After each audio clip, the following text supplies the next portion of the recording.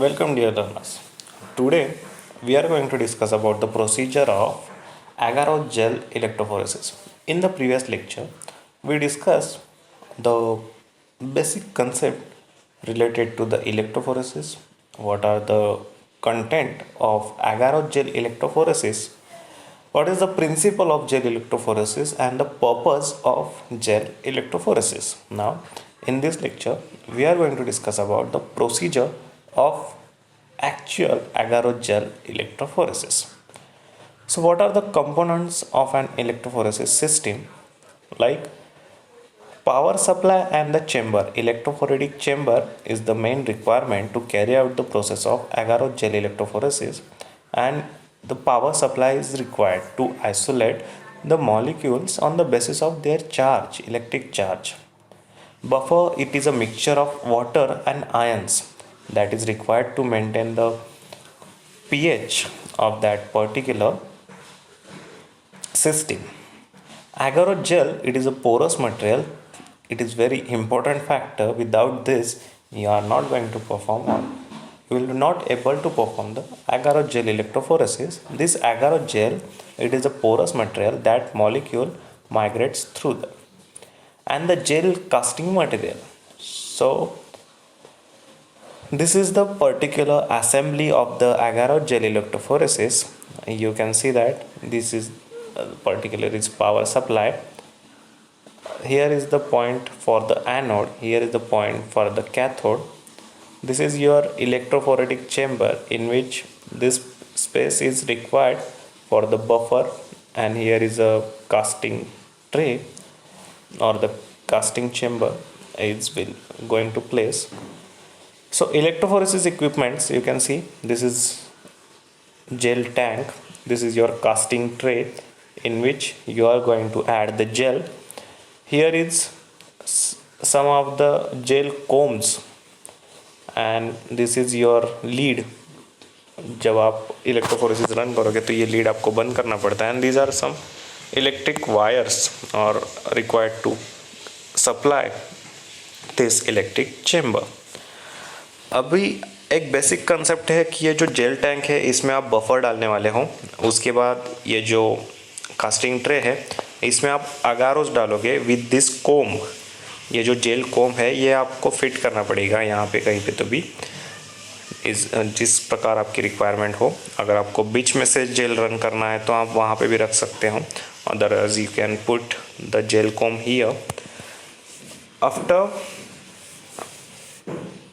Addition of gel, सबसे पहले आपको कोम यहाँ पे डाल के रखना पड़ेगा. After that you are going to pour the gel here in the casting tray. After this you have to add buffer in this gel tank, and then you are going to pour your casting tray here, then on the electric supply, and cover your electrophoretic chamber with this electric leads and run the electrophoresis process. So this is your particular electrophoresis equipment.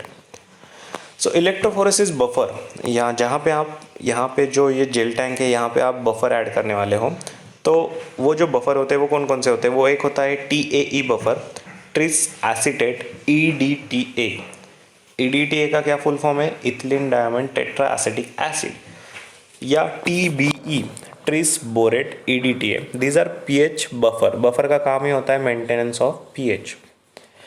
Tris acetic acid जो है it will going to provide ions to support conductivity and that maintains pH. यहाँ पे कैसा है, सबसे main role कौन play कर रहा है? Power supply and the charge. आप जो भी मॉलिक्यूल सेपरेट करने वाले हो it is on the basis of charge. EDTA का काम क्या होता है? ये प्रिवेंट करता है ब्रेक डाउन ऑफ मॉलिक्यूल. अभी आपको पता है DNA है या प्रोटीन्स हैं, they are made up of some basic component. Like अगर DNA है तो वो बनता है sugar, phosphate, backbone and nitrogen bases. Nitrogen bases में होता है double hydrogen bond, triple hydrogen bond. अगर वो ब्रेक हो सकते हैं, अगर कुछ जैसे आप यहाँ पे देख सकते हो कॉन्सेंट्रेशन कुछ अगर बिगड़ जाए, उनके साथ अगर छेड़छाड़ हो जाए तो बॉन्ड ब्रेक हो सकते हैं और उसके कारण आपका मॉलिक्यूल ब्रेक हो जाएगा, जिसके वजह से आपको प्रॉपर आइसोलेशन या प्यूरिफिकेशन नहीं मिलेगा या प्रॉपर एक्सट्रैक्शन नहीं मिलेगा। तो इसीलिए फिर ईडीटीए क्या करता है, prevent the breakdown of molecules.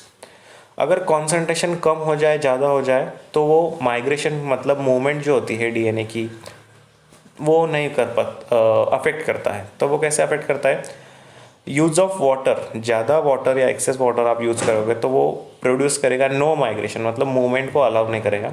अगर आप हाई बफर कॉन्सेंट्रेशन यूज़ करते हो, ज़्यादा बफर का कॉन्सेंट्रेशन यूज़ करते हो, तो वो एगारो जेल जो है वो उसको मेल्ट कर देगा। अगर उसको मेल्ट कर देगा मतलब obviously your molecule is not going to move or not going to extract from this agar gel electrophoresis. Overview of agar gel electrophoresis. So आपको क्या करना पड़ता है for this process?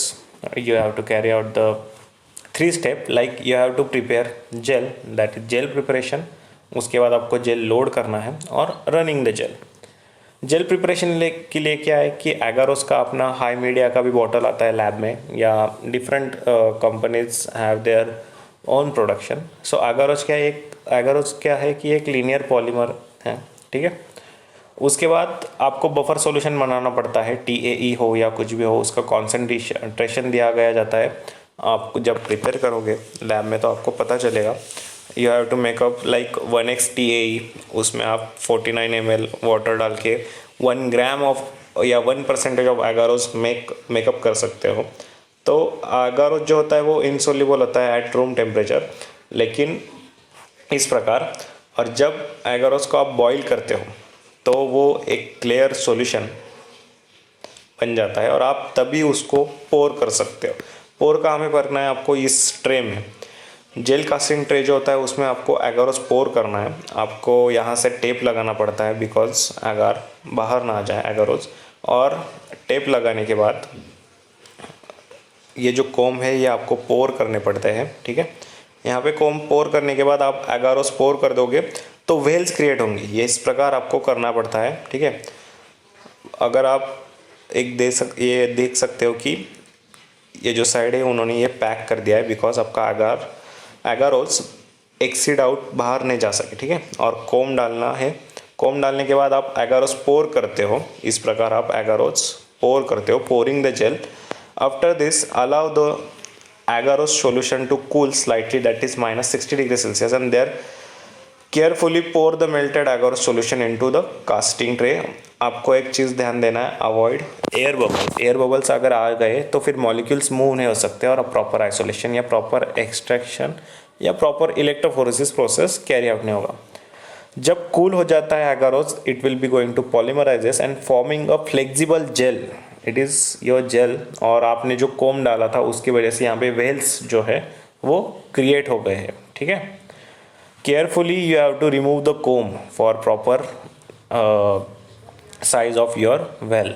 उसके बाद आपको जो ये कास्टिंग ट्रे है ये आपको इलेक्ट्रोफोरेसिस चेम्बर में, जहाँ पे बफर्स ऑलरेडी है तो वहाँ पे आपको डाल देना है, रख देना है। Next step is your loading the gel. Carefully place the pipette tip over a well and gently expel the sample. ज़्यादा आपको अभी लोडिंग द सैंपल मतलब आपका जो भी सैंपल है, डीएनए का होगा, प्रोटीन का होगा, कुछ भी हो। सपोज कीजिए डीएनए का सैंपल है, वो आपको माइक्रोपिपेट में लेना है। अगर आपने डाइज पहले से ही जेल में ऐड करके रखी हो तो इट्स ओके।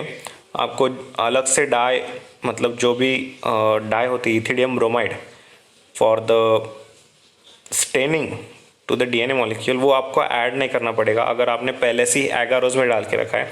अगर वैसा आपने नहीं किया है तो you have to make the concentration properly and you have to mix with the ethidium bromide dye with your DNA sample and after that you have to load the sample. यहाँ पे आपको ये जो वेल्स बने थी उसमें इस प्रकार माइक्रोपिपेट यूज़ करके कुछ सैंपल्स आपको लोड करना है उस वेल्स में, पर्टिकुलरली उसी वेल्स में जहाँ पे आपको सैंपल लोड करना है। एक यहाँ पे आपको सबसे ज़्यादा केयरफुल रहना पड़ेगा कि जो भी सैंपल आप डाल रहे हो you have to pour it very properly, otherwise sample will be going to mix with your buffer. So ऐसा नहीं होना चाहिए। Concentration quantity you have to take care about that.